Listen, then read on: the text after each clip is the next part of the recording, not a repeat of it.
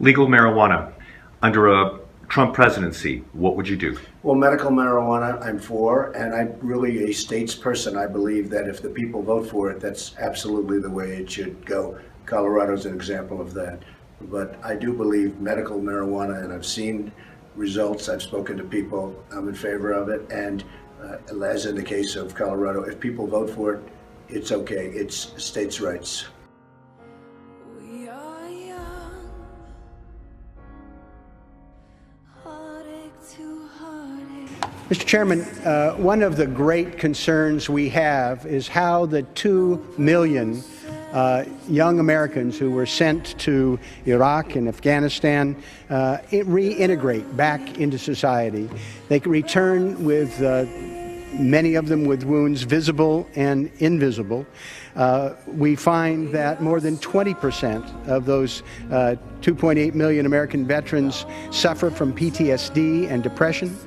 A recent survey revealed that suicide rates among veterans are roughly 50% higher than among civilians.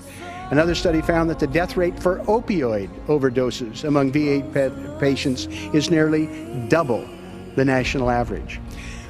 What I hear from veterans that I talk to is that an overwhelming number of them say that medical marijuana has helped them deal with PTSD, pain, and other conditions, particularly as an alternative to opioids. Our top priority, the only clinical priority that we focus on right now, is the prevention of veteran suicide. We have to be open to new ideas that are out there or therapies that may help. It really affected me adversely when I learned about it. More Vietnam veterans have killed themselves than died in combat, which was 47,000 plus. But I don't feel at this point saying welcome, thank you for your service, welcome home, and here's a yellow ribbon is nearly enough. Right now, frankly, I face many Republicans in the Congress who are reflexively opposed to any type of marijuana reform.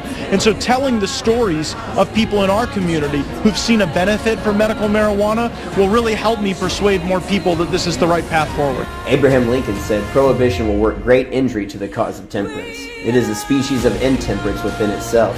For it goes beyond the bounds of reason in an attempt to control man's appetite by legislation. And it makes a crime out of things that are not crimes. A prohibition law strikes a blow at the very principles upon which our government was founded." Joshua Raines.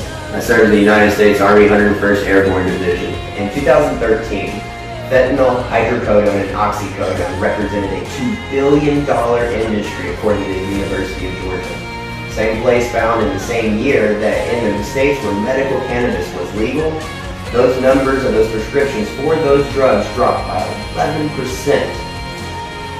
I can say at this point now, I have lost more friends to that number and statistic than I have in actual combat. We can help bring down that number. We can help end the opioid crisis with medical cannabis.